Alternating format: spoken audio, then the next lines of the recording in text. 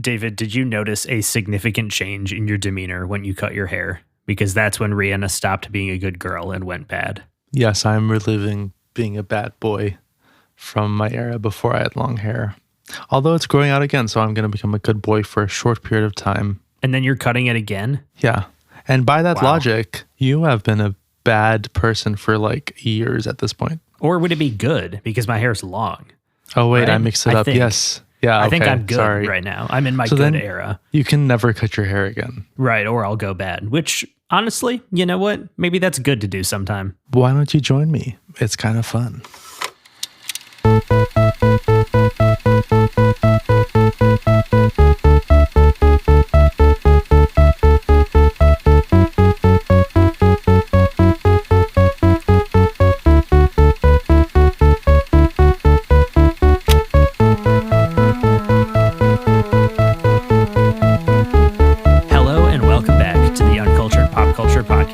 I'm your co-host, Brandon, and with me, as always, is your other co-host. The co-host, David.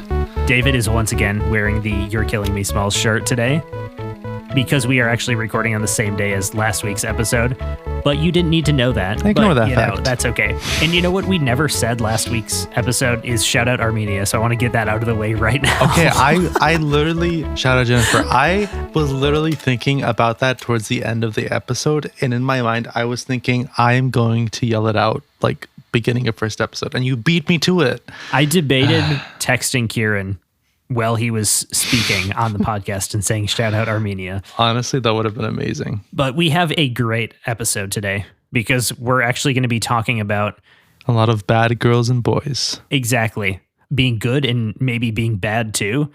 And we have a fun little connection between them. That's right. Which I don't know. I don't know if this is the first time we've ever had a song from the album we're doing in the movie, but it might be because I don't think we usually do that. I think it might be. This is a very like loose connection, but in some ways it kind of fits because, you know, good and bad. Well, can I ask, did we plan that at all? I did, yes. That's the reason I chose this movie, because I wanted to do this album because I know how much you like pop music, and this is an important album, especially in Rihanna's career. And I am a fan, so we have a lot to talk about. I did not realize that that's why you chose the movie, so I thought it was a coincidence and my mind was blown, and now you've taken that away. No, unfortunately, I am thinking multiple steps ahead at all times. Yeah, you're playing chess while I'm playing like dirt. Like dirt. Sticks and dirt or something. Wow. Okay. I'm just playing dirt. But before we get into all of this talk about this music in this movie and all the things that come along with it, I have to ask David, what have you watched in this past week? What I watched this week was actually Juror Number 2, which is a Clint Eastwood movie. Present day Clint Eastwood. Old as hell Clint Eastwood. Old Clint Eastwood. And it was fine. I really like the setup. The whole setup is a man gets chosen to be on a jury, and while he's listening to the evidence, he realized that he may have been accidentally responsible for the death of the person that the defender is, or what is it? Defendant, thank you, is being accused of having killed. So it's a great setup, and parts of the movie work really well. Overall, it kind of just feels like my impression of it was like you can feel that this is someone that's just really tired making a movie, if you know what I mean. Like, it just felt kind of like a fill in the numbers a little bit. I'm not saying it's like bad. Like, it still works. It's still interesting. It's still enjoyable. And there are a lot of really good moments, but there are a lot of other moments that are just weaker. And ultimately, it's kind of just like a fine, solid film. Yeah, it's a 3. So not terrible, but just kind of whatever. I am like, just retire. Just you're 95 years old. Just retire. You can go back to being mayor of whatever town he was mayor of. Carmel by the Sea, Go back right? to that. Like, why trouble yourself? I can barely do anything now. I'm so lazy. So, that's me though. What can I say? You, however, were not lazy, and you listened to stuff, and I want to hear about it. So, what did you listen to this past week? Yes, I listened to an album that I did not know came out because Spotify is the worst, and I hate it. And unfortunately, it never shows me the things that I would like to see by artists I'd listen to. I accidentally did not follow this artist, and I have known about him for a few years. And because of that, they never told me that he dropped a new album. And this album is called Jack by Jack the Underdog. Our artist I've never heard of. Yeah, he's very small. He's kind of pop punk adjacent, but he's got a little bit of like, I don't know, present day, like hyper pop, electronic, EDM kind of stuff in there too. It's very interesting. It's a fun mix of stuff. And this album is long. Some songs are not very good, but a lot of them are quite enjoyable. And if you like pop punk music, I highly recommend this album. I liked it. It's not going on my year-end list, but I thought it was a very fun and enjoyable listen. And it was something that I was not expecting to come out because obviously I didn't know about it. So anyway, that's my mini rant, but also shout out to him. That sounds like a lot of fun. That takes us to the main event. One of the main events this week, a co-main event, if you will, a co-pilot. Interesting. This album is important, and it's called Good Girl, Gone Bad, the third album by Rihanna, released May 31st, 2007 by Def Jam and SRP Records. And yes, we are covering the reissue Good Girl, Gone Bad, Reloaded, which was released June 2nd, 2008, also by Def Jam and SRP. There were a total of, get ready for this, David, 8 singles released. Jesus Christ. From the standard and reloaded editions of this album. That's wild. And we will talk about all of them when we get to them. As is the theme, it seems, this year of the podcast, this season of the podcast, what can I tell you about Rihanna? We have a, once again, larger-than-life superstar singer. Yeah. Her real name is Robin Rihanna Fenty. She was born in St. Michael and raised in Bridgetown, Barbados. She dropped out of high school at 16 to pursue a music career. Initially, she was part of a trio that auditioned for producer Evan Rogers, who said that he knew Rihanna was a star immediately. She ended up moving to the US to work on music and signed with Def Jam, which was helmed by Jay-Z and L.A. Reid. From there, she released 2 albums before Good Girl Gone Bad. Her debut, Music of the Sun, produced the hit Pon de Replay, and her second spawned her first US #1 with SOS. And that takes us to the third album. And I do want to say, before I ask you my question that I always ask, her name is pronounced Rihanna, not Rihanna.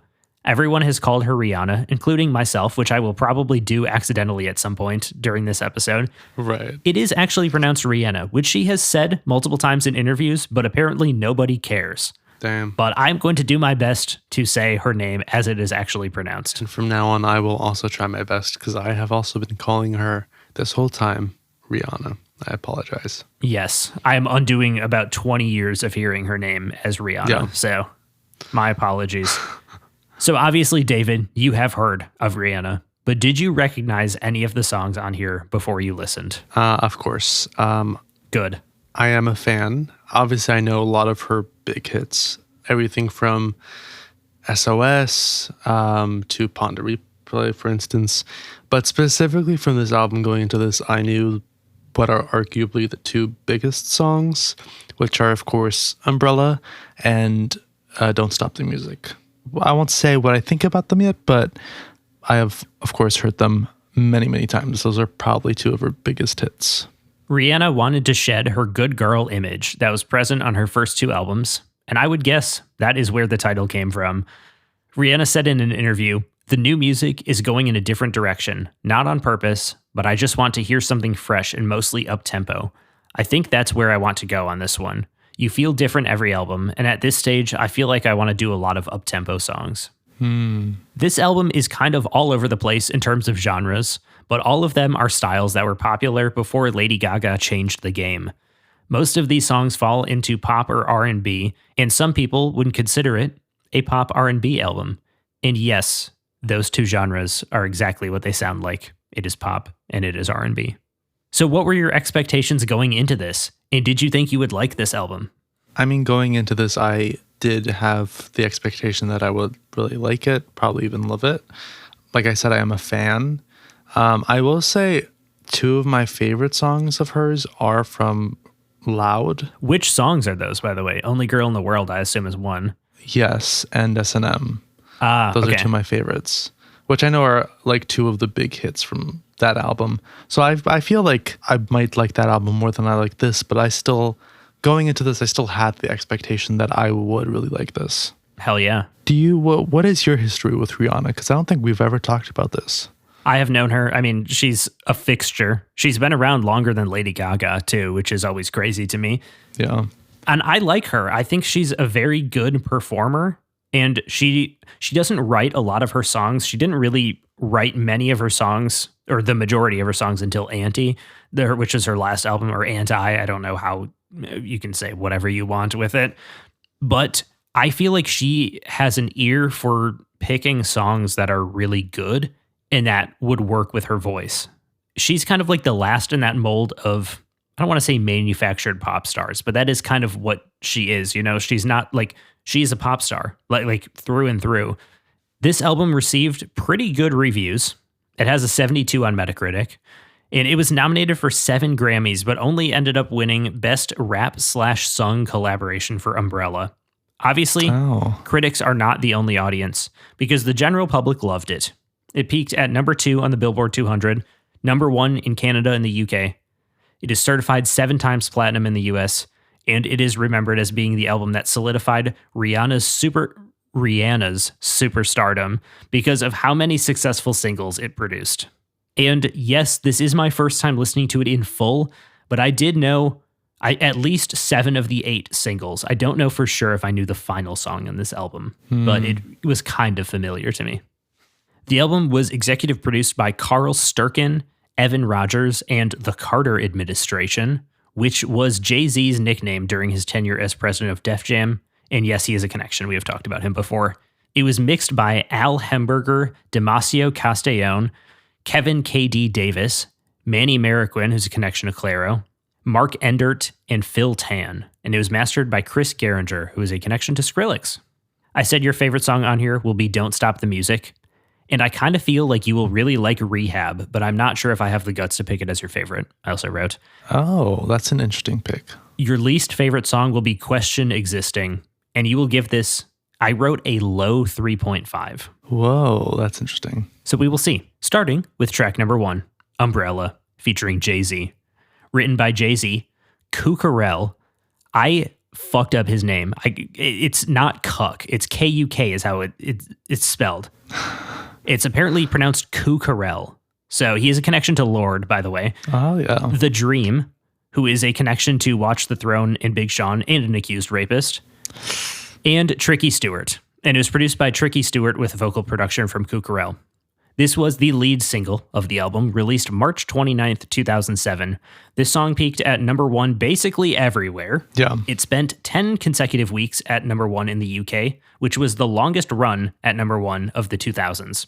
It was the number 2 song of 2007 in the US, the number 57 song of the 2000s in the US, Jesus. And it is certified diamond in the US. Wow. It also won Video of the Year at the VMAs, Rap and Song Collaboration at the Grammys, and Song of the Year at the Barbados Music Awards. Shout out. And Rolling Stone ranked it number 333 on their greatest songs list. And this song has a sample. Oh. Vintage Funk Kit 03. That is a free GarageBand loop. This is the same drum beat in One More Night by Maroon 5, which we listened to last season. That's really cool.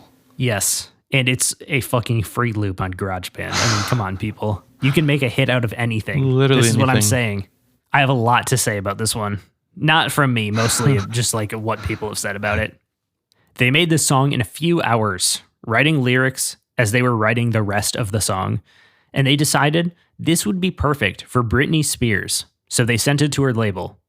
But her label, Jive Records, was like, nah, she has enough songs to record, and they passed on it. I honestly can see like this being one of her songs. Like, I can see it. Tayo Cruz recorded the song, but his label, Mercury Records, didn't like it. They also tried to give the song to Mary J. Blige, but she didn't have an album that would be coming out soon, so they decided to give it to L.A. Reid for Rihanna to record. Tricky Stewart wasn't sure that it was right for Rihanna, and also wasn't sold on Jay-Z's rap verse at first, but quickly realized that they both made the song come alive.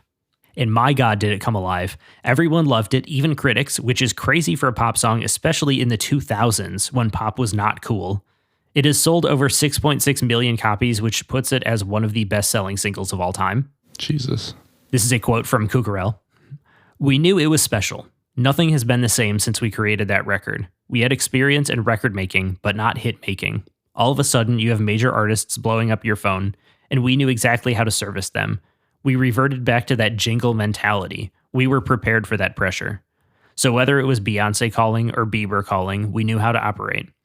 When she recorded the Ellas, you knew your life was about to change. And yes, there is a curse with this song. The UK, New Zealand, and Romania all experienced some of their rainiest times in history while this song was at number 1 in their respective countries. Hell yeah. Tricky Stewart said that The Dream wrote the first verse in one take in the booth. Also crazy. Now for my comments. I genuinely thought that there was another Jay-Z verse in this song, but apparently it is just the intro, which is a little weird. Another symptom of this song being from before we standardized that the bridge would be the rap verse in pop music. And honestly, the song is better than I remember. It might be too long, but it is well done, so I'm not too mad about that. I gave it a 3. What did you think? First of all, let me just say that this song, it's crazy like how far this song reached and how big it is. Like this is one of the biggest pop songs ever. Yeah. In like the history of time. Like it's crazy how big the song is.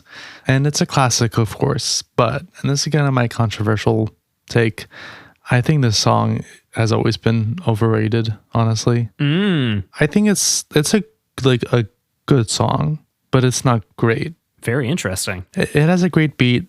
The bridge is the best part, but ultimately it's a 3.5 for me. It's good, but it's not anything special. This is very interesting. You know, I never really understood the fervent love for this. Like, I think she has many other songs that are much better, in my opinion. This is very interesting because I completely agree. Yeah. I don't think this is her weakest single because I think she has other singles on this album even that are like, why did we have to do that? But I do not understand why this song got the love compared to many of her other songs. Like, I feel like she's just had other singles that like deserved it more than this. Not to say that, but like, no, I completely agree though. Interesting. You did say you had a controversial take, and I was like, I did not expect it to be that. But could you have guessed it? I guess I could have guessed it, but I didn't think that we would agree about it. I think, it'd be pretty low on my list of guesses. I'm very happy that we do agree. I still like it though. It's still like, it's a solid song. It's just not like the best song ever. And it's not my favorite on the album. Ella. Track number 2, Push Up on Me. Written by Cynthia Weil, Jonathan J.R. Rodham, Lionel Richie, and Makeba Riddick. Produced by Jonathan Rodham with vocal production by Makeba Riddick. And it samples Running with the Night by Lionel Richie. And I wrote, did they forget to bounce the track with all of the bass? What the hell happened here? Boring AF. This is a 2. I did not realize that they sampled Lionel Richie. So when you said written by Lionel Richie, I was like, oh, I didn't know that he like was working with Rihanna. So Brandon, we are having our first split. Whoa. The production is very minimal, but it does work for me. I really, really like this. I love the use of beats, like the rhythmic beats in it, like the song. It's a 4. Oh, wow. And it's a high 4. Yeah. That's crazy. I didn't think you would like this one either. It just really works for me.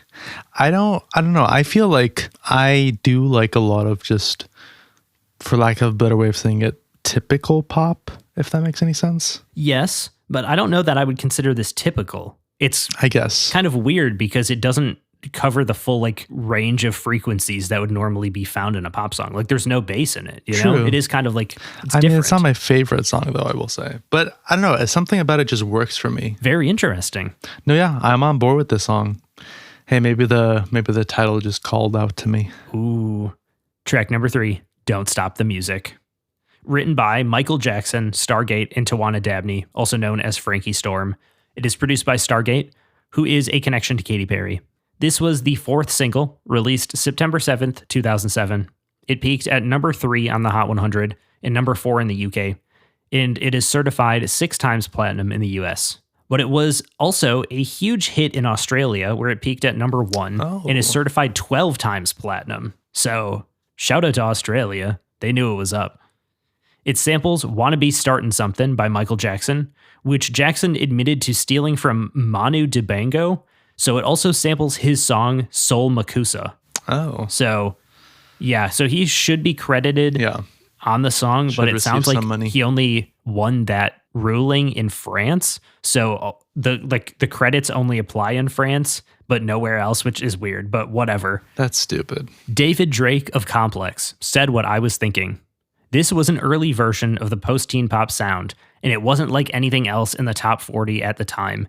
I think this is why I've always thought this song came out closer to 2010 than it actually did. This is from Mikkel of Stargate. I don't know how to say his name. My apologies. Before we met her, before we even saw a picture of her, we could tell Rihanna was going places just by listening to her voice on Pond to Replay. We just knew, like, we have to work with this girl. There's something very special about her voice. I remember when we finished Don't Stop the Music, we were like, oh my God, this must be the first single. This is the best thing ever. And then coming out of the studio room next to us was Umbrella. And when we heard that, we were like, oh God, no. And this is from Tor of Stargate. It was a seminal record in the sense that prior to that song and Justin Timberlake's Sexy Back, dance music was basically non-existent in American pop. People would always say that four-to-the-floor kick drum pattern doesn't work in America. It's not going to work on radio. And up until that point, they would have been right. But for this particular song, which started with the Mama Say, Mama Sa sample that Michael Jackson used on Wanna Be Startin' Something, it was the right thing to do. That was our first time making a dance beat, but we tried to keep the melody soulful and the bass line funky and not too cold and techno-y. And I said, one of the rare pre-Lady Gaga club-inspired songs. This one might have aged the best on the whole album, and it still goes hard. Shout out to Stargate. Their production is so good here, especially. And I gave this one a 3.5. I mean, yeah, this is a classic for a reason. The chorus is the best part, 100%. I want to shout out the way that the melody builds in this song. It's done so well. And I completely agree. I honestly thought that this whole album came out like sometime in the early 2010s rather than when it actually did. This is a 4.5. It's that high up. I thought so. Yeah. No, it's a classic for a reason. I much prefer it over Umbrella. It's so catchy. It's already in one of my playlists, so. Is this your favorite? Nope. Hell yeah. Okay. So I good. wonder if my favorite will shock you a little bit. Just a little. It might. We'll see. Yeah, we'll see. It could be track number 4, Breakin' Dishes. Written by The Dream and Tricky Stewart. Produced by Tricky Stewart with the vocal production by Cucurell. This song peaked at number 4 in the Billboard Hot Dance Club Songs chart in 2008, but has experienced a renaissance thanks to TikTok. Oh. It charted on the Hot 100 for the first time, and it also peaked at number 19 on the UK singles chart in the past year or two, depending on what country it was. Some critics felt that this song should have been a single, and I agree, because what the hell? This has Radio Smash written all over it, and I can see why it blew up recently. It's interesting to listen to this and Lady Gaga recently because you can hear some of the more R&B tinged teen pop elements that were holdovers as we transitioned to the new sound by the end of the decade. I don't think I would have caught that in the moment because it felt so fresh compared to everything else that was on the radio at the time. This is easily the most interesting song that wasn't a single, not to spoil it. I gave this one a 3. Yeah, the song is interesting. There's a lot of stuff going on in the production. And while I was listening to it, I was like, wow, I wonder how they like made it sound like that. It's also very aggressive.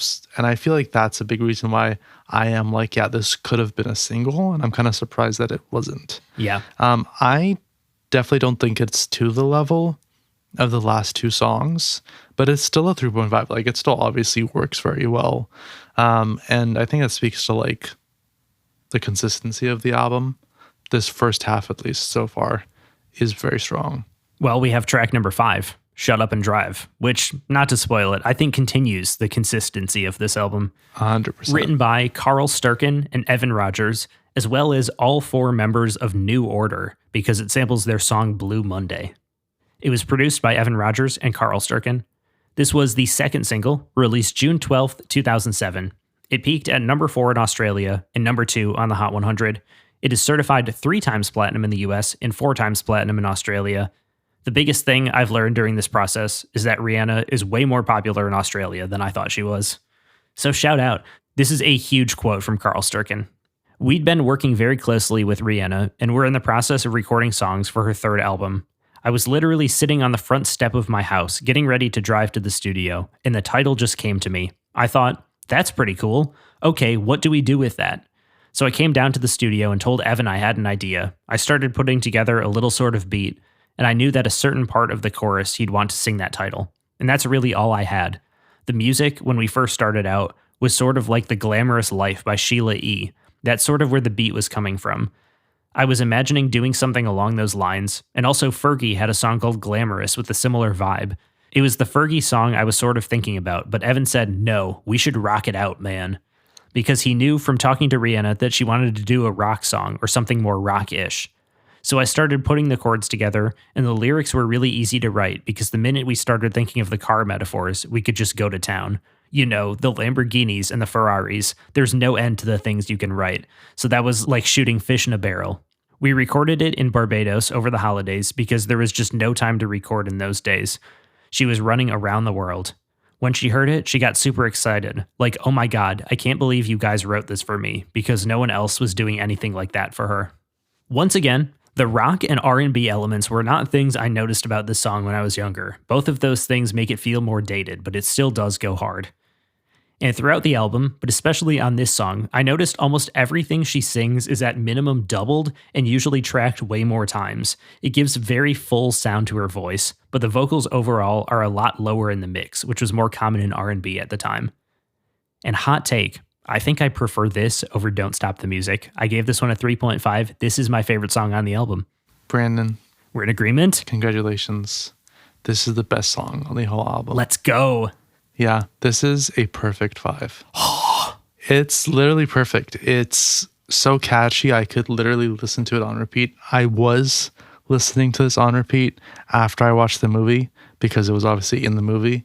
But it has those like heavy rock elements that, you know, make it really propulsive. The production is amazing, and it's just so freaking catchy. Like it feels like you are in a car just like roaring down the highway or the freeway or something like that. And absolutely. It gives you that feeling, which is such a high.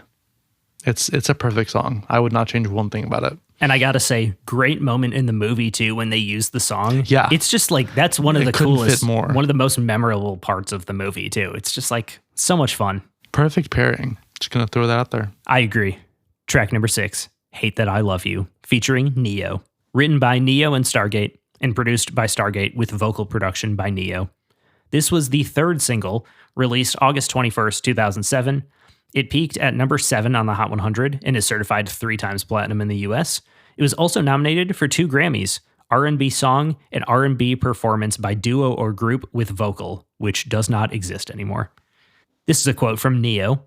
When people tell me that my songwriting style seems like it could have come from the 60s, 70s, or early 80s, I take that as a compliment. Back in the day, people paid more attention to the poetics of the love song. Today in songs, there's usually a more sexual element than a romantic one. The best way to express an emotion like love is through storytelling. It makes it more, I can relate to this character in this song because I've been through something similar. You hear that kind of storytelling in the song that I wrote for Rihanna called Hate That I Love You. And I wrote, that snare had a chokehold on Stargate in the 2000s. Oh my God. I don't like this type of R&B ballad. However, this might be the best example of one from this era, and it's actually good. It feels sappy and nostalgic the moment it comes out, but looking back, it's kind of sweet. It reminds me of a simpler time. And also, their voices sound great together. And I ended up giving this one a 3, which is kind of surprising because I remember hearing it when I was younger and thinking, I don't like this song at all. But you know what? I've grown as a person and I can appreciate R&B more now. Honestly, I had kind of a similar experience in going in 2 listens to this song, because the first time I listened to it, I was like, it's just okay, like it's fine, but it kind of feels like it doesn't fit in the album. But I don't know, it grew on me, and I think a big part of that is the chorus. I think the chorus is really strong in this song, and I think that kind of helped me like it more. So I kind of went from thinking like, oh, this is a 3.5 to, oh, this is a potential 4. I'm still a little on the fence. I don't know. I want to give it a 4, but I'm hesitant, which makes me feel that I should give it a 3.5. I mean, I'll tell you that I gave it a 2.5. And then I listened to a bunch of the next songs and I was like, you know what? Hate That I Love You is better. So I'm going to make it a 3. Yeah. So if you feel that same way, I would say make it a 4. I do kind of feel that same You can also way. wait. Well, no, because like I Okay, was listening to a few, like when I was listening to some of the later songs, I was like, I feel like Hate That I Love You is better than these. And I went back and I listened to it. And that's when I kind of was like, maybe it should be a 4. So I would say make it a 4 then. Okay. I'm putting it because that's what I did. I made it a 3. We are like really in agreement. Like maybe not with our specific scores, but the way that we have reacted to these songs is very similar. I'm very curious to hear what you have to say about the next song, which is track number 7, Say It. Written by Brian Thompson. No, not the United Healthcare guy who died. Clifton Dillon, Damn. Mad Cobra, Makiba Riddick, Neo Demetrix, and Sly Dunbar. Produced by Neo Demetrix with vocal production by Makiba Riddick. And no, Neo Demetrix is not Neo. That's a different person, spelled differently. I should also clarify that. And this song does have a sample. It's Flex by Mad Cobra. And I wrote, sadly, this is where the album starts to fall apart for me. I was not expecting how many R&B songs would be on here. This is where the Kesha effect starts. And I'm not sure that this is a bad song. It's just kind of boring overall. And being over 4 minutes does make it feel quite long. I gave it a 2.5. And this was one of the songs that inspired me to say, Hate That I Love You is better. Yeah, no, I'm in agreement. Maybe when it comes to Rihanna, we just agree about stuff. Weirdly, yes. It's just very fine. It, in some ways, doesn't really feel like it comes together very well. And overall, just the production is not a style that I'm particularly interested in, which I think speaks to the fact that I'm maybe just not that interested in R&B. Although I do like quite a bit of like... That is kind of a trend. Yeah, I do feel like I prefer like 90s R&B more. But I feel like that was just a very different style of Very much, R&B. yeah. Yeah, so I think maybe that's why. More soulful. Yeah, exactly. People like Sade, like I like some of her stuff. But yeah, this is ultimately just a 3.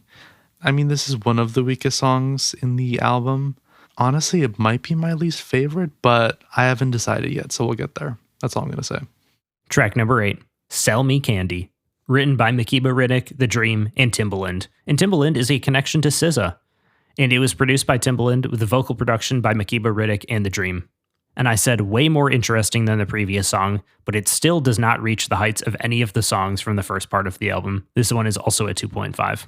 It's all right. I do feel like there is a connection between this song and Say It. Like, they feel similar in some ways, but this is, for me, a big step up. Yeah. I think that there is a lot more going on and it's a lot more interesting. The part that really worked for me was the chorus, to the point that I gave this a 4. Oh, wow. Yeah, I think it's that much better. I think it's a big improvement. It's not my favorite out of all the 4s. It's a very low 4. But I think a big reason why it maybe worked for me is because maybe it moved a little bit closer to pop. I also think Timbaland's production style is just very interesting and it's always complex. There's always stuff going on. Yeah. So I know that's more of what you like. And usually it works, except for one of the songs on here, which we will talk about. Oh, I'm excited. Very shortly with track number 9, Let Me Get That, written by Jay-Z, The Dream, and Timbaland, and produced by Timbaland with vocal production by The Dream. And I said, this gets old really fast. I like it in theory, and there are parts that work, but my God, does it feel like it goes on forever. This is a reverse track 9 theory. This is a 1.5 and easily my least favorite on that's here. interesting. I mean, I do completely prefer the sound of the first half. It's so much stronger. First half of the album, you mean? Yeah, I still agree. find this to be like a solid, engaging song. It's not the most memorable, but I think it works well for what it's trying to do. I don't hate it, which is ultimately why it kind of lands at a 3.5. It is a very low 3.5, but I don't know. I didn't really get bored with it. If I had gotten bored, it would be a 3, probably a low 3. But the fact that I didn't get bored and that I was still engaged is why I ultimately give this a 3.5. Again, track 9, we're just always splitting on track 9. We really are. And I have 2 reverse track 9 theories in a row, 2 weeks in a row. That's kind of disappointing. I feel like almost every episode at this point, you have a reverse track 9 theory. Well, the weird thing is it's either a reverse track 9 theory or it's a real track 9 theory. I feel like there's been a lot of them this season. Yeah. Like either way. Maybe that's what it is. So Who knows? Yeah. I do want to say, though, I feel like Let Me Get That felt very long to me. And especially, it's weird because next to Rehab is like 4 minutes and 50 seconds, I think. It's like super long. And it felt way quicker than Let Me Get That, which I thought was weird. I don't know. There's something about Let Me Get That just like, I don't know. I can see that. The horns really got on my nerves quickly, I think, which is weird because I usually like them, but yeah, didn't work. This is changing you. It really is. And that takes us to track number 10, where I'm going to go after listening to Let Me Get That, Rehab. Written by Hannon Lane, Justin Timberlake, who's a connection to the Social Network movie that we've watched. Oh, yeah. In Timbaland. Ironically, not to music. Right, weirdly. It's produced by Timbaland and Hannon Lane with vocal production by Justin Timberlake. This was the 5th and final single from the standard edition, released October 6th, 2008. So actually, this is the 8th single from the album because all 3 reloaded singles came out between Don't Stop the Music in September of 2007 and Rehab in October of 2008. Yeah. Which is very weird. So this song had been out for well over a year before they released it as a single.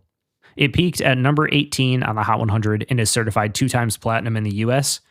It was reportedly in the running for the final single from the album with Breakin' Dishes, according to somebody who had spoken with an A&R at her label. And I think Breakin' Dishes might have been a bigger hit if it was released as the final single from the album. I could see that. Just my thought. This is the most Justin Timberlake song I've ever heard that isn't by him. The vocal melodies and harmonies are some of the best on the album, and for as simple as the chords are, I feel like the production is actually very interesting. Shout out to Timbaland, but only back in the day because now he is obsessed with AI and making AI music, which is not music. Sadly, a lot of the lyrics on this song feel kind of clunky. I feel like only Justin Timberlake himself can make that work, and that's only some of the time because a lot of the time I still feel like his lyrics are kind of all over the place. I ended up giving this one a 2.5. I feel like it's good and it's somewhat memorable, but the lyrics are just like, I don't know. They don't always work for me. I ironically didn't really mind the lyrics. I think I was focused more on the production though. And to me, maybe because like it's just pop rather than R&B, it feels closer. Well, it's like, I feel like it's closer to pop at least. It's a solid mix. I guess I'll say because it's kind of in the middle, it felt a little bit closer to the first half, which yes, I do like. I agree. I started off giving this song a 3.5, but honestly, kind of the same thing happened to me that had happened with Hate That I Love You, because I gave this a 3.5, then I continued on, and I was listening to the next couple of songs. I was like, you know what? Rehab is better than those. And I came back and I listened to it and I was like, you know what? This is a 4. So this is a 4. Hell yeah. So it happened twice, which is kind of weird. It's still a low 4, but still. I get it though. Yeah, right? This was the other song that I had picked. I was not brave enough to pick it as your favorite song on here, but I thought you would really like it. So I guess I feel somewhat good about that. Somewhat validated. Yeah. Track number 11, Question Existing, written by Jay-Z, Neo, and Shay Taylor, and produced by Shay Taylor and Neo with vocal production by Makeba Riddick. This one is probably a 2 in reality, but it just got super annoying super quickly. People compared Rihanna to Beyonce around this time, and this is one of those songs where I can actually kind of hear it. This one is a 1.5. I did not like it, and I did pick it as your least favorite. Right. You don't like Beyonce, do you? I do not, no. Yeah, this is, I don't know, this song just feels repetitive. It kind of feels like it has no melody. It's not bad, but it's just boring. It's a 3. I don't know. I could see this going down to 2.5, which maybe does mean that it is my least favorite. I didn't know, like I hadn't specifically chosen between this and Say It, but I guess because I just said that, I will just give it to this and congratulations. Hell yeah. You guessed right. I don't know. Honestly, not that much to say because it's just boring. Yeah. Yeah. I support that. I feel like this song is just kind of that one and Good Girl Gone Bad. I mean, the next song. I don't feel like that's the right way to end the album. And I'm glad we listened to Reloaded because then you kind of pick up the energy again. But we have to talk about track number 12, Good Girl Gone Bad, right now. This is the last song on the standard edition, written by Lena Marlin, I don't know if that's how you say it, Neo, and Stargate, produced by Stargate with vocal production by Neo in The Dream. And I said this was another classic teen pop style song with another classic Stargate snare. Not interesting and sadly very forgettable. Also, a missed opportunity to end the chorus. Once a good girl goes bad, you know she's never coming back. Like, the rhyme is right there, I'm sorry. That pissed me off when I was listening to it. Good thing they re-released the album, because this is kind of a sad way for the album to end. I gave this one a 2. Damn. Yeah, I mean, it's not to the level of the first half of the album for sure. Yeah. I still enjoy it though. I think it's it works. I do agree that it's a weaker end to the album. And I say that even though I give it a 3.5. And the reason, and I feel like some people might be like, oh my God, that's crazy. You're giving it a 3.5 and you're saying that's a weak ending. Yeah, compared to the first half. Because the first half is like so good. And then this is just pretty good. It's, enjoyable, but not anything special at all. So yeah, I do agree. I will say, not to spoil things, but even with the extended edition, I feel like the second half is just all weaker. Yeah. Like nothing really reaches the high of the first half. To the point where I kind of wish it was shorter sometimes. Yeah, it is a very Maroon 5 effect album where you get most of the singles out of the way very early on, and those are good. And then it's like, well, we have the rest of the album to play some songs on. And it's like, okay, whatever. Yeah. I don't know. We still have 3 more songs to talk about. We have the Reloaded songs to talk about. And that starts with track number 13, Disturbia, written by Andre Merritt, Brian Kennedy, Chris Brown, yes, that one, connection to Big Sean and Rihanna's dating life, and Robert Allen, and produced by Brian Kennedy with vocal production by Makeba Riddick. This was the 3rd and final single from the Reloaded edition and 7th single overall, released June 17th, 2008. It peaked at number 1 in the US, where it is certified 7 times platinum, and it is also 9 times platinum in Australia. Once again, shout out Australia. Shout out. This is from L.A. Reid, and I wanted your thoughts on this quote. Mm-hmm. It was the first time that Rihanna actually came to me and said, here's the song I want to put out. She played me the song. That was her taking control, even on her last album. She understands what hits are, and she knows what she wants to say. She's at that place where she can do it. I take that in a weird way. I feel like he's kind of talking down to her, as like she's finally earned the right to be able to have some say over her career. And it also is tainted by the fact that L.A. Reid has allegations from, I think, the 90s and probably 2000s with women that were his subordinates. The impression I got from the way he words it made it feel like he's talking down to her in the sense of like, oh my God, you're all grown up. You can finally make your own decision. That's what it kind of felt like to me. The good girl went bad. And I don't really like it. Yeah. I've always gotten a bad vibe from L.A. Reid because he used to be on, I don't think it was like American Idol, something like that, maybe. One of those. When I was younger. And I would see him, and I would see Jimmy Iovine as well, who was, I think, the founder of Interscope. And those guys always just gave me bad vibes. It was like, ew, like, why are they around? Same with Jay-Z, honestly. I mean, yeah. So, doesn't he have allegations too? Yeah, and he also admitted to cheating on Beyonce multiple times. But and then they also started dating when she was like 15 and he was 26 or something like that. But we'll talk about that when we cover Jay-Z again or Beyonce. But we have to talk about this song. And I said, sometimes an overly wordy chorus is exactly what I want. This song has always felt like Halloween to me, which, it makes sense. And I've always remembered this song as being better than it is. I'll put it as my second favorite, although I'm still not totally sure about that. Whoa. I went back and forth with this one and Shut Up and Drive because I do really like this song. Yeah. But as of right now, I would rather listen to Shut Up and Drive. And this one does suffer from being from before we knew how to produce this type of song. It's kind of messy and all over the place, but I like her vocals on this, and I love autotune. And there's some good auto-tune work on here. I gave this one a 3.5. That's interesting. To me, this kind of feels like the last song. It kind of feels like it's on the same level. The chorus is stronger than last song's chorus, but it still lacks that propulsiveness that really makes it work for me. And it just kind of feels just pretty good versus like anything that is like actually solidly good. It's at 3.5. So ironically, we do agree on our scores. Yes. We just disagree on our thoughts on the songs. Track number 14, Take a Bow. Written by Neo and Stargate. Produced by Stargate with vocal production by Neo. This was the first single from Reloaded and the fifth single overall, released April 15th, 2008. It peaked at number 1 in the US, where it is certified 6 times platinum. And of course, I wrote. Another classic Stargate snare. When this melody pops into my head, I always think this is actually a Neo song and not a Rihanna song. This one is a skip for me. It is boring in essentially every way, and I'm very surprised it hit number 1. It feels like this song aged the worst of any of the singles, and that's probably because the last time I heard it was in 2009. Damn. It has not escaped out of like any of the other ones. Like I've heard Hate That I Love You more recently than I've heard Take a Bow, and I kind of forgot what this song even sounded like before I went back to it. It's a 2. I didn't mention it, but we are on a little run right now. This just continues it. I do feel that, like, I don't know, the last section of this extended album, The Reloaded section does just blend together for me. And I am also including Girl Gone Bad. It just kind of feels like one just weaker section overall. I do think that the production and like the beat work together very well.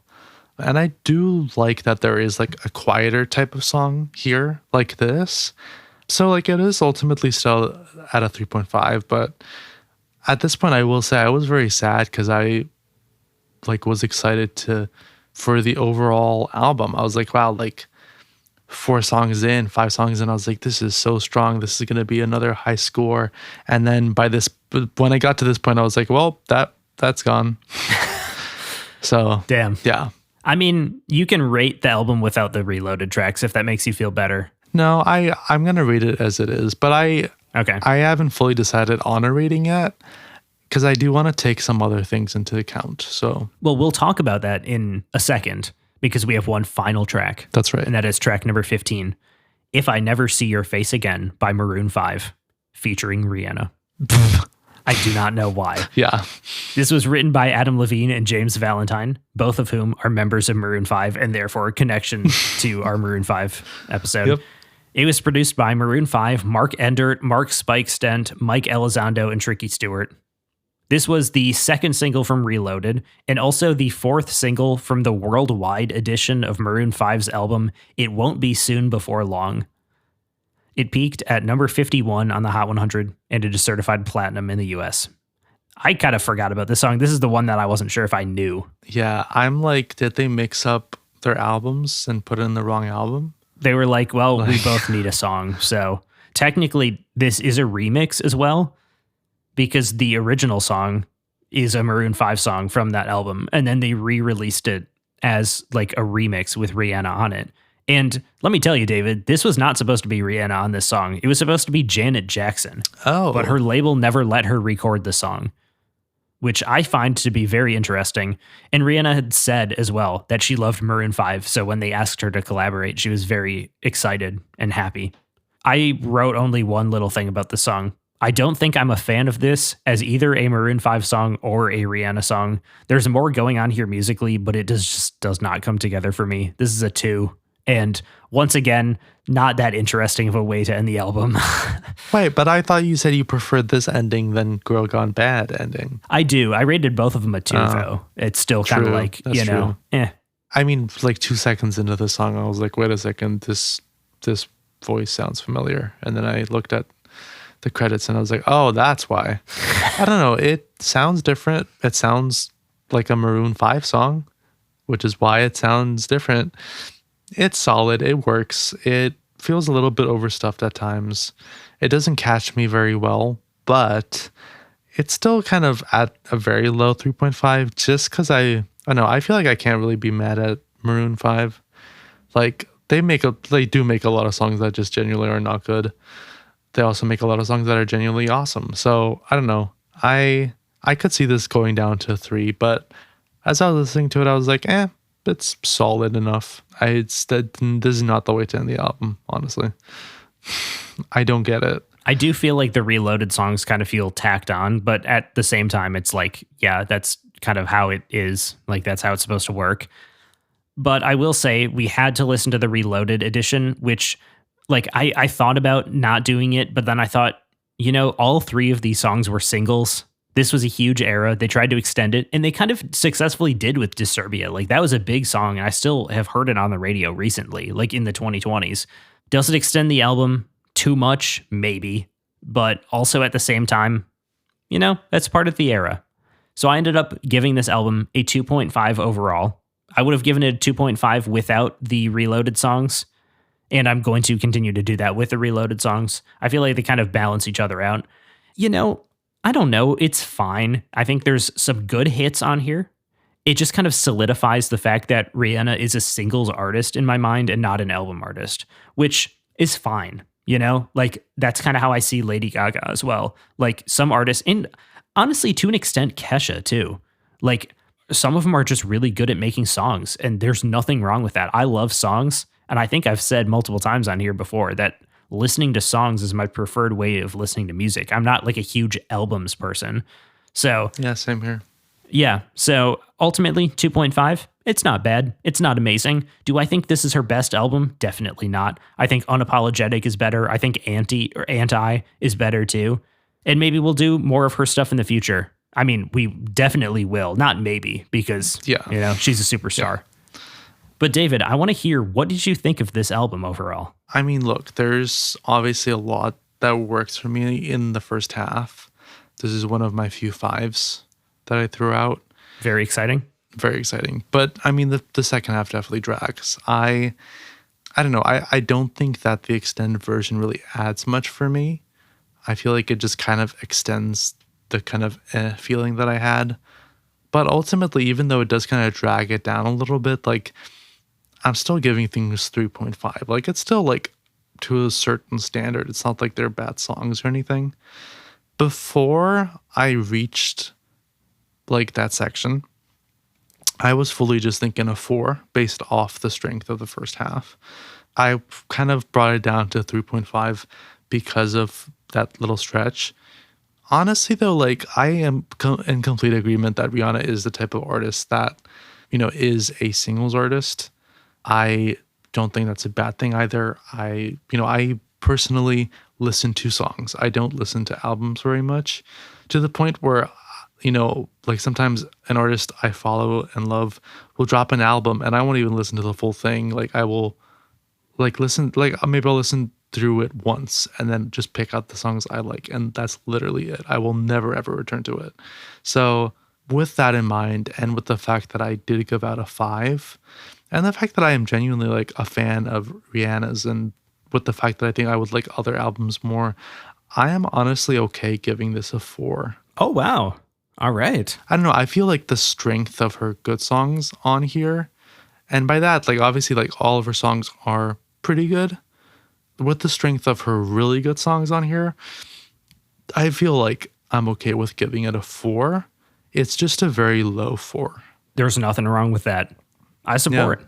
I like when you score things high because it's just enjoyable for me too. It's like, wow, David really does like the music. We've had a lot more 4s this season. For you, for sure. I yes. feel like I'm still definitely low. I'm excited for there to potentially be more 5s. There's some good stuff coming up. There's also some terrible stuff coming up, but there's a reason for that. There's one thing coming up, guys, that I absolutely do not want to listen to, but we have to. David is dreading it, and that is maybe the most excited that I will be this entire season, because I just cannot wait to hear what he thinks about this album. God, I am not ready for this.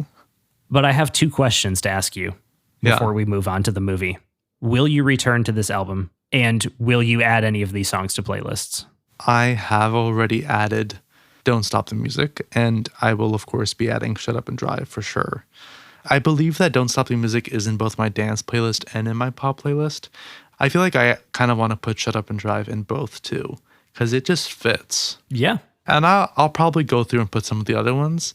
Although I do feel like those 2 are just, they work the best for me. Like, those are the 2 that I really, really want to return to the most.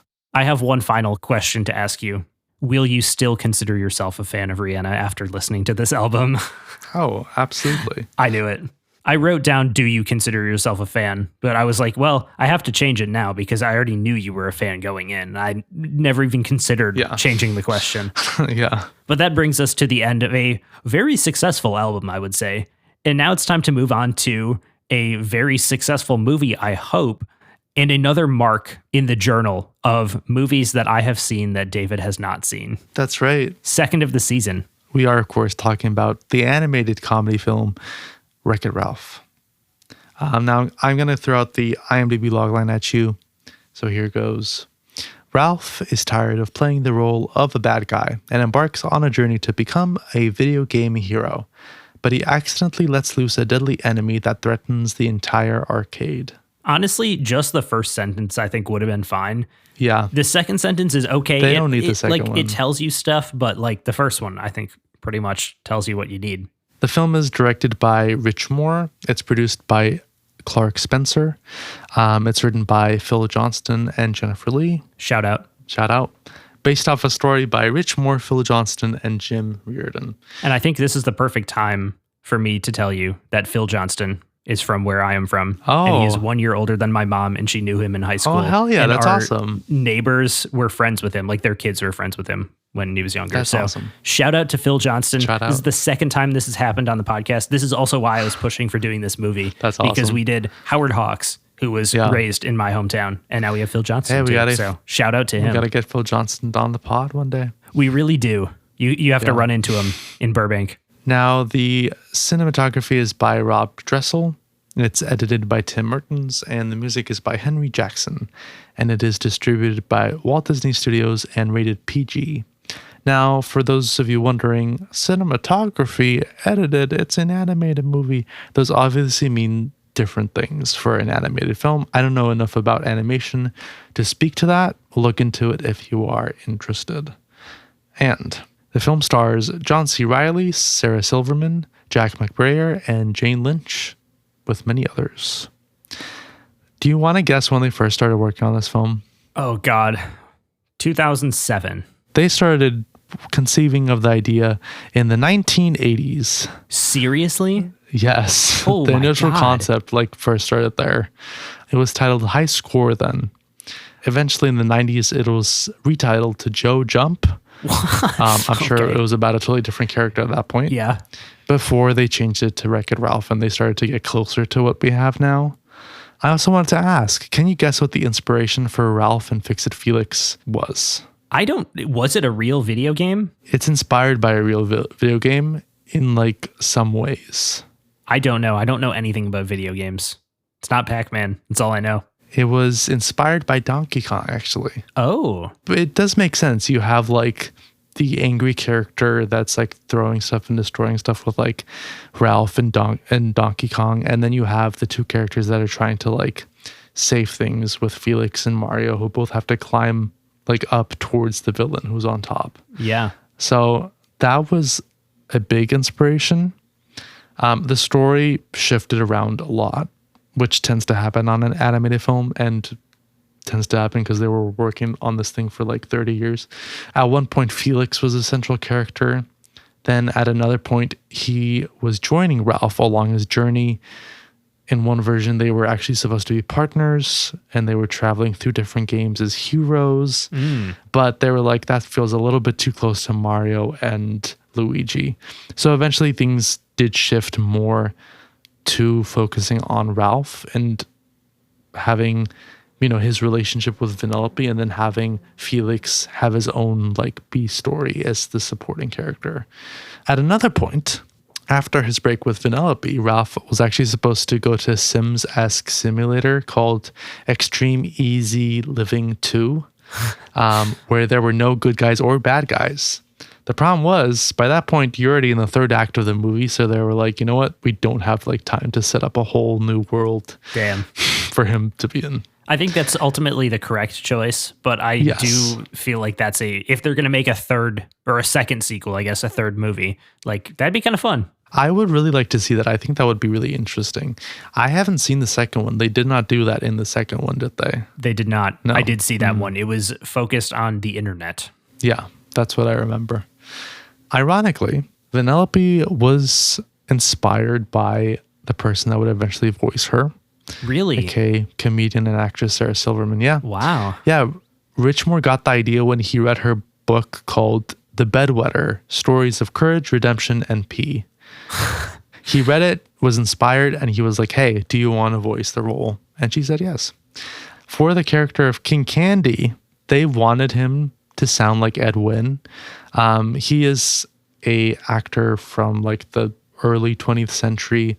He's known for a lot of his voice acting stuff. He was in a lot of Disney films. He did voice the Mad Hatter in the animated Alice in Wonderland film, for instance, and a bunch of others. And his voice is very famous and very distinct. And so they decided to base the character of King Candy on his voice and his look. He even looks like him if you do a little comparison picture. And they decided that they need to get an actor that could obviously do something close to his voice. Now, Alan Tudyk, he is known for doing like a lot of different accents, a lot of impressions. He has obviously collaborated with Disney a lot. He is in like every single Disney movie since like 2010 or something like that. He is a fantastic voice actor. So they reached out to him and they were like, hey, can he do an Ed Wynn voice to his agent? And his agent was like, yeah, of course. And then he went to Alan Tudyk and he was like, hey, can you do this voice? And thankfully he could. And so he came on board. The reason why they turned him into a Cyborg at the end was because they wanted the character to be more menacing, because otherwise they were like, he's just this short little guy who's not really scary. So that's why they did that. And we have to talk about the cameos. They obviously wanted cameos from real video game characters, and they worked really hard to get the rights from a lot of different companies, including companies that are rivals like Nintendo and Sega. Looking at it, it was like Paramount and Universal, I know, and the rights to multiple of these characters now. It's kind of crazy. Yeah, no, it's wild. They put a lot of work into it. And Moore decided, and this is something that I really respect him for, he decided that he would only give them lines if the original voice actors that voice them in the video games themselves were available to record those lines. Oh, wow. And that's, for instance, why Mario does not show up. I think they couldn't find a good way to like either use him or the voice actor wasn't able to show up or something like that. Of course, Bowser does. Yeah. Dr. Eggman, for instance, for Sonic, Jim Cummings, who voices him in the video games, did actually record lines, but they eventually ended up cutting them. And that's all I honestly have when it comes to the background. Well, David, you missed one cameo. I did? For 1 second. Yep, oh. It's a non-speaking cameo. I always like this when you bring something up. They're at a party in the film, and there's a DJ.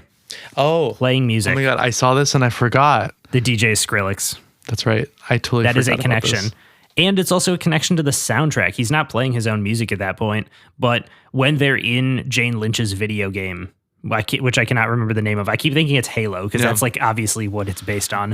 Yeah. And that is actually a Skrillex song playing that he made for the movie, which you can tell because it's like insane. And it fits. It fits the style of the game for sure. So yeah, I had to shout out Skrillex. Shout out. What do you think people thought when they saw this film, like the trailer? I don't even know where to take that because I don't want to get into what I think. Yeah, honestly. I am assuming they liked it. Well, okay, let me put it like this. When the trailer came out for this, or like when the materials initially came out for this, everyone was like, oh my God, that looks like a great Pixar film. That's what I was going to say, but I didn't want to say it in case it was wrong. Nope, that's right. And ironically, when the trailer came out for the Pixar film that year, Brave, everyone was like, oh my God, look at that Disney movie. Yeah, that was a weird time. It's weird. It's really weird how it like kind of seemed like it was swapped. And ironically, Princess Merida from Brave appears in the sequel. Ralph Breaks the Internet. She does. And there's a few Disney princesses in the Grand Central Station or whatever they call it in Game Central Station. Yeah, just in the background. I noticed that this time on my rewatch. Let me tell you, the movie came out November 2nd, 2012, and it became a hit. It made $496 million against a budget of $165. So a pretty good hit. Not crazy big, but still. It received positive reviews and was nominated for the Best Animated Feature at the 85th Academy Awards. Damn, shout out. I'm honestly not sure what actually won that year. I kind of feel like it's Brave. I don't think that's right, but I don't know. It probably is. I think that honestly, yep, it is Brave. Damn. That's kind of wild. I know a lot of people don't like that movie. Their own competition. I haven't seen it either, but I've heard well, I mean, it was regarded as the worst Pixar film outside of Cars 2 for a long time. I think, or Cars 3, whatever the one is. Cars whatever 2. One is. That's the one with the secret agent stuff. Okay, that's what I thought. Yeah. The spy one. Yeah, that is kind of wild. That does bring me to the first question that I have, which is, did you watch this film growing up? And what relationship do you have to it? And how did that like influence the way you watched it now for the podcast? You are assuming that I watched this when I was younger, and you are correct. I watched this when it came out in whatever 2012, but not in theaters because, we didn't do that. You got to wait for it to be on DVD. Yeah. I remember watching it and thinking, this is fun. And like, I can see why people like Disney movies. That was kind of like all I remember from it. And then as time went on, I remember thinking like, I actually think I liked that movie more than I thought I did in the moment. And then when the sequel came out, I did see that one and I thought, this is very fun. And I know some people really hate this movie and the sequel, which is kind of what I learned when looking at reviews. And I feel like, I don't know, I feel like they're both very good animated movies. So what I've kind of heard is that people like this film but hate the sequel. That's what I've heard a lot of the time, but I could also be wrong. Yeah, I really don't know because I had only heard positive like reviews of this film until I was looking more in depth for like things that would assist me in how I want to talk about this movie. And there were a lot of negative reviews and I was kind of like, damn, I thought it was actually kind of good. So as far as influencing how I watched it this time, it was more just like, damn, I haven't seen this in like 10 years. I have no idea what happens. So, and I did not remember the kind of like twist where Turbo is actually the villain. That completely left my mind. And I was in the moment, I was like, damn, that's really good. Well, this was also during the era when both Pixar and Disney like had to do a twist villain in every single one of their films.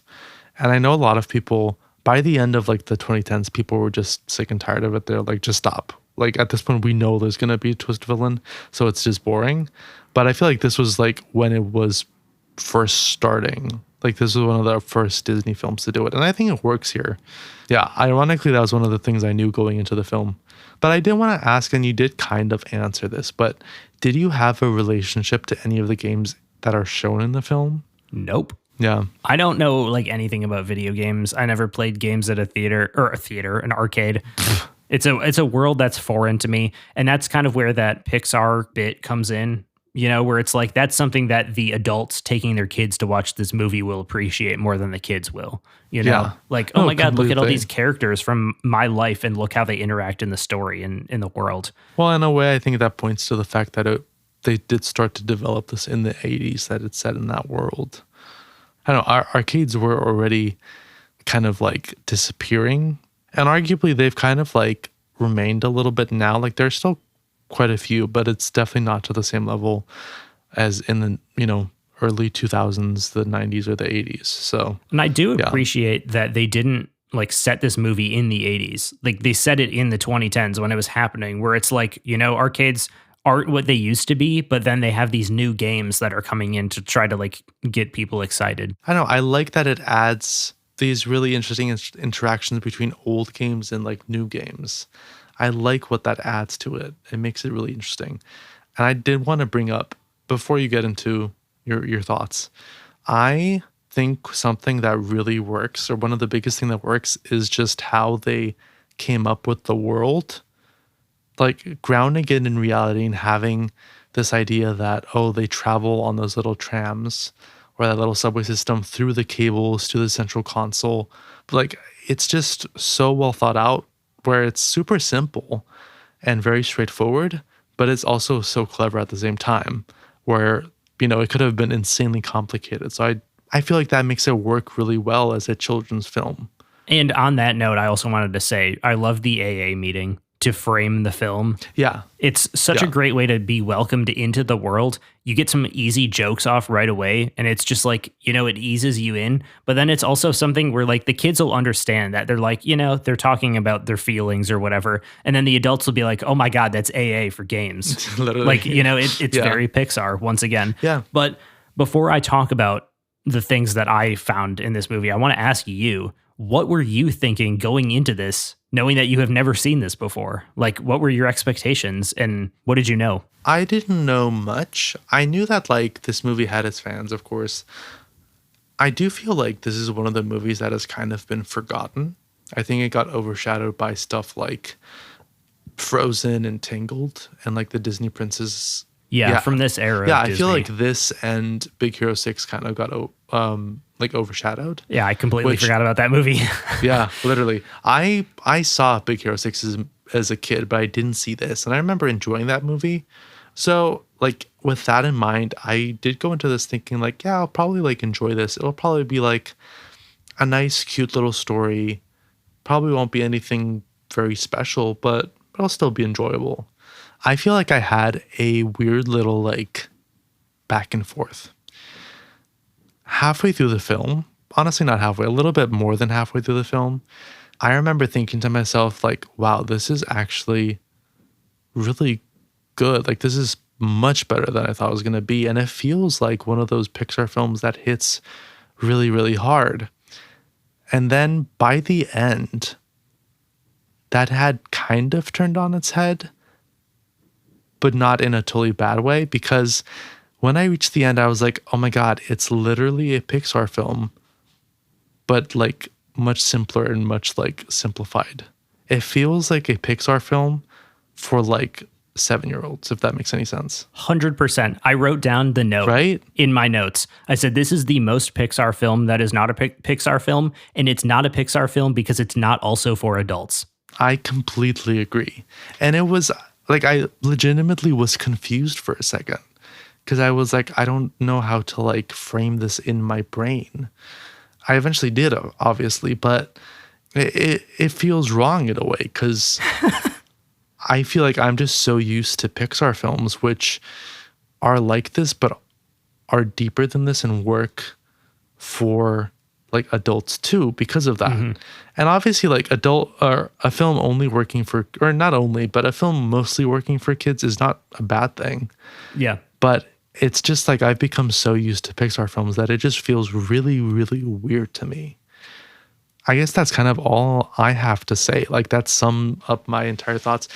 There's like obviously more stuff that I will mention and bring up, but I did kind of want to throw it to you because I feel like this is for both of us the biggest thing about the film, and I want to hear your thoughts on it. I mean, ultimately, I do think this would have worked better as a Pixar film, but I'm not going to hold that against it because it still I think works. it is still a good film. Yeah. Like the biggest thing I got when watching this, I was like, oh yeah, it is actually more for kids than I thought it was. Like I didn't realize when I was 11 watching this. The humor, I think, is a big part of it.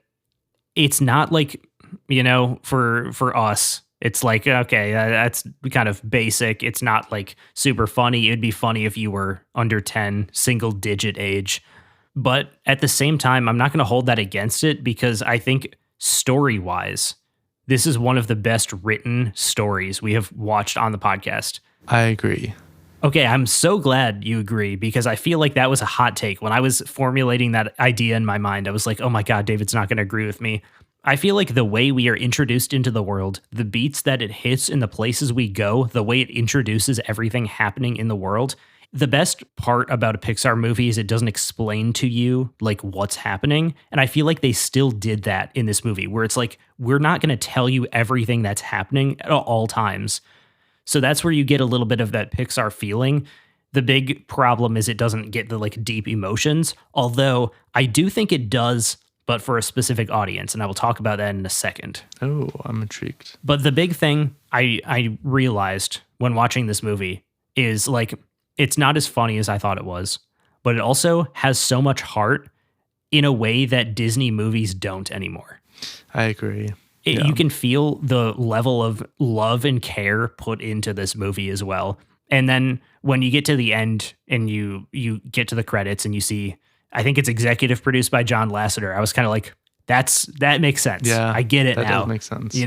There was some Pixar influence here. I appreciated that because I think that does elevate it beyond just like an animated Disney film or whatever. And I also think the animation is really well done. I love the fact that the characters in the Wreck-It Ralph game outside of Ralph and Felix are like Little like how whatever that animation is, it's like so choppy, but it's like how they are on screen. Ralph and Felix are important to the story, so they animate them smoothly and they give them softer features in a way. And I have to say, I do like the Felix and Jane Lynch. That's one of the best. I think parts it's for fun. Me. It's really fun. In general, Jane Lynch is so fun in this film. Jane Lynch is awesome, and she's always amazing. Yeah. And I also have to say, I think Sarah Silverman does a great job. She does a great job. I don't know much about her, and I feel like a lot of people don't like her. Everything that I've seen her in, she does a really good job. Overall, I feel like the voice cast definitely works. I do think that the people who stand out specifically are Jane Lynch and Sarah Silverman. Although Jack McBrayer and John C. Reilly both also do like a really, really good job. It's just like, I mean, hey, it's Jane Lynch. Like, she's amazing, literally. And I like that they give her a backstory too. Yes. But then like a tragic backstory, but then they're like, oh, that's just how she was programmed too. Like, I love that little like tidbit where it's just like, it's just very fun. Yeah, no, I completely agree. The story, I think it hits those beats that a lot of Pixar films also hit. And I think that's why, like, in the middle of the film, I was already like, oh, wow, like, this feels like a Pixar film because it was hitting those same beats. And I think that's why ultimately, like, it does really work. It's not as deep, and, like, its themes are much more surface level in some way, which is why I think it is ultimately more of a kid's film. But that doesn't mean that it doesn't work. Like, the story still works so well that it's still, you know, like, it still works for an adult, even if I can tell that, hey, it's a kid's film and the humor is like fine, but it's not like anything crazy special. Yeah. Paired with the world, I think that just makes it just a really enjoyable experience because the world is so well thought out and developed. I will say I'm getting a little bit of deja vu right now to the Ferris Bueller episode. I don't know if you were wearing the You're Killing Me Small shirt then too. Maybe I was. But I just feel like as I was talking and you were agreeing with me, I was like, oh my God, David's going to give this a 3. I don't know why. I just had that thought, but I was like, oh God, I should be worried. Anyway, this is the part where I want to bring up who this movie is made for, because I had a thought immediately when, like, probably 5 minutes into watching this movie. I was like, that's fast. I think I figured it out. And I thought I was going to be the only one that thought this way. And then I went on Letterboxd and I saw the top review on this movie. And I was like, oh my God, I think I'm right. I'm so intrigued now. This is a long review from Mercedes on Letterboxd. And there's some quotes in here too. So I'm going to do my best to make them make sense because she just kind of like threw them in. You don't know what it's like to be rejected and treated like a criminal. Yes, I do. That's every day of my life. That's how the review starts. Those are 2 quotes from the movie. Nothing and no one will change my opinion that this movie is about autism. Oh, I didn't see that coming. And then she says, although let's not forget about Calhoun with PTSD. That's Jane Lynch's character's name, Calhoun. I could not remember it. Oh my God. Both of our main characters, Ralph and Vanellope, are autistic. Of course, this is never mentioned, and Vanellope is given a made-up disability instead. However, it's hard to ignore that her glitch and the way people treat her because of it is exactly similar to the experiences of autistic people, speaking as one myself. This is both the reviewer saying that, and also me. King Candy is your stereotypical autism mom, TM, in the beginning, acting as if he's doing what's best for Vanellope. Ralph, why are you people so against her? King Candy, I'm not against her, I'm trying to protect her. He wants to hide her away from the world, for her to disappear, and at one point it seems like he's even trying to kill her. Sadly, this is not at all uncommon. There are many parents of autistic children that have either expressed that they want to kill their child or that actually go through with it. This leads me on to my next point. Ralph's story is just another common experience for autistic people. His character is programmed with a bad temper. For this reason, he is a villain and is treated as such. People think he's a monster, a criminal, because he does not behave in the same way that they do. He is closed off from the world and dehumanized. The only way for him to be welcomed into his society is to win the medal, behave like a hero, or in the real-life scenario, behave like someone who isn't autistic. The thing that makes Vanellope and Ralph's friendship so special is that their situations are so alike. Ralph is annoyed by her, and yet, when he sees how the other citizens in Sugar Rush treat her, his attitude towards her instantly changes.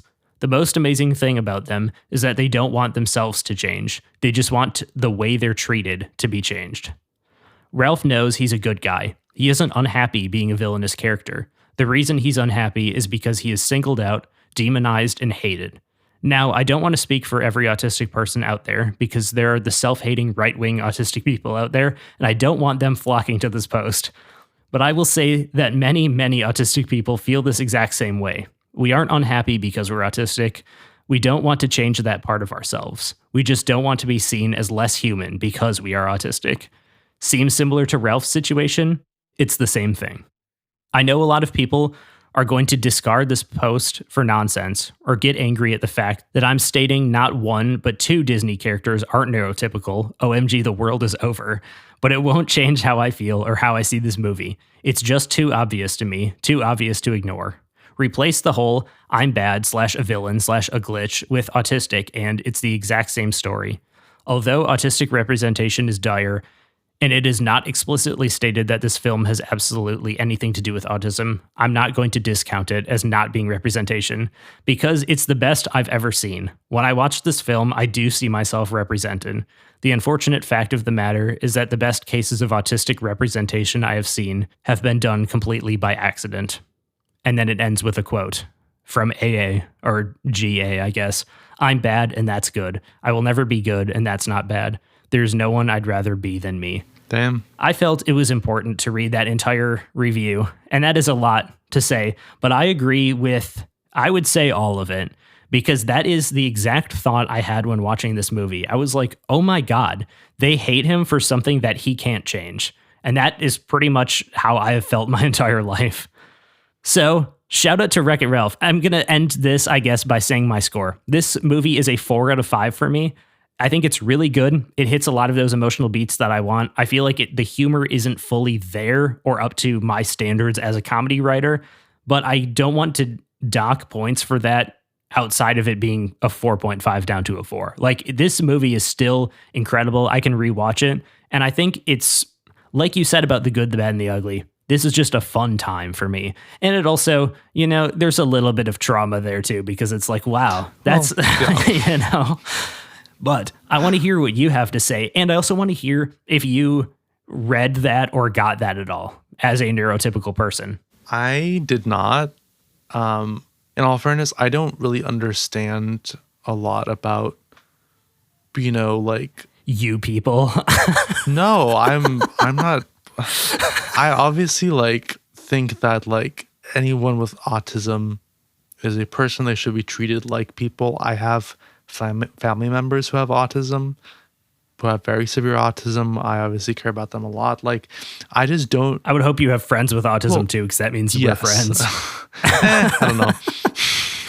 Yeah, exactly. I'm just like, I don't know much about it though. Like, even with all that, I just don't have a very good understanding. And just because of the fact that I know it affects a lot of people in a lot of different ways, it's also something that I don't want to make any assumptions about.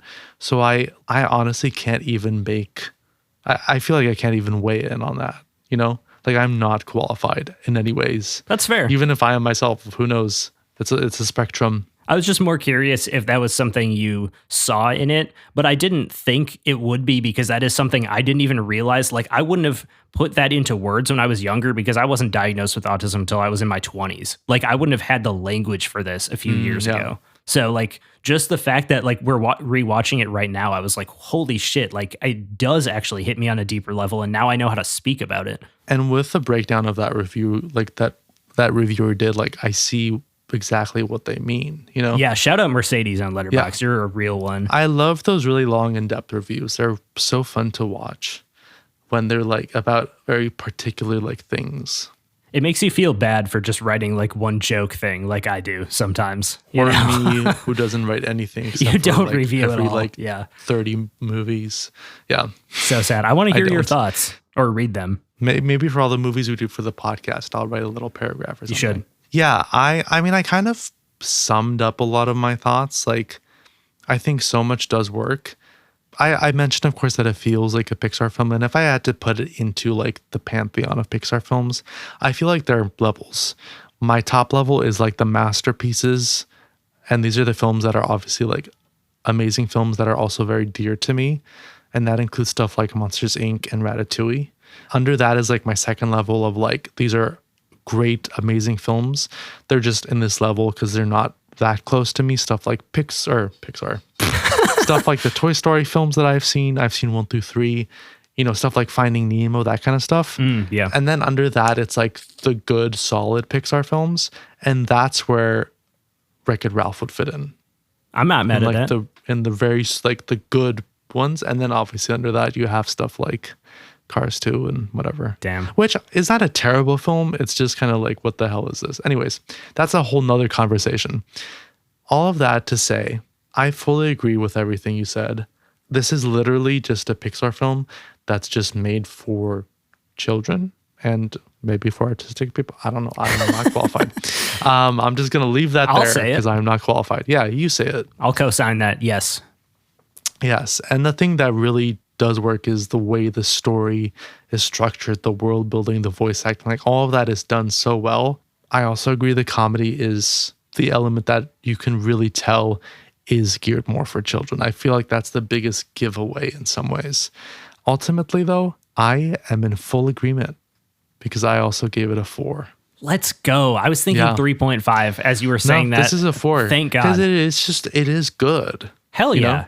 It does really work. So we have a new movie that you haven't seen before that you liked. That's good. Yeah. That's a win. And is this the first time we've given the same score to something? Not ever, but maybe for a movie this season, potentially. Yeah, and maybe in quite a while, honestly. Definitely. Probably. Like, I can't think of a movie we gave the same score to. Yeah. For a while. And, I mean, honestly, it might have been Raiders of the Lost Ark because I already forgot what I gave that and what you gave that. But even then, I think you were higher than me. So, whatever. Who knows? I do want to say, though, that I'm going to give this the tag on Letterboxd. This is why I watch movies, which is a new thing I'm doing because I have the tag, this is why I don't watch movies, which I gave out to Bottoms and I gave out to Brazil and The Good, the Bad, and the Ugly. Things that I was just like, ugh. But this is one where even if it's not perfect, after I watched it, I was like, I had a good time watching this. So that's a win in my book. I also wanted to say I checked and the last movie that we agreed on was Dead Poet Society back in season 1. Oh, wow. So not too long ago. Not terribly long ago, but it's first one of season 2, though. So, that counts for something. Very, very true. And I do have to say one last thing before we end. The song that plays over the credits, When Can I See You Again by Owl City, that is a perfect pop song to me. Oh. One of the best credit songs I've ever heard. And I listen to that song outside, just like on the regular, because it's so well done. But I wanted to shout him out for that song because that song is great. And I feel like after having a good time watching the movie, and then you hear a great song as you're walking out of the theater, it's like, you know what? That is kind of what watching movies is all about. Having a good time and then hearing a good song and being like, wow, that's fun. I enjoyed myself. I agree. And that's what I hope you all are thinking when you reach the end of this podcast episode, because I know I enjoyed myself. And I know that I enjoy myself every single time we do a podcast episode. And if you want to hear us enjoy ourselves even more, then you have to come back for next week. But you have to know what we are watching and listening to next week. And that can be found on our Instagram. We will post it. It's up right now. If you're listening to this episode, you can see what's going on, what we're listening to and watching next week. And you can find that Instagram in our link tree, which is, of course, in the description of this episode. And it's also on our Instagram itself. So, who knows what's going on there. But David, if they want to see what we thought about everything that we talked about this episode and everything we've talked about in every other episode we've done, where can they do that? You can find that on our Letterboxd and our Radar Music pages, which are linked in our link tree, which is in the description of this episode and on our Instagram.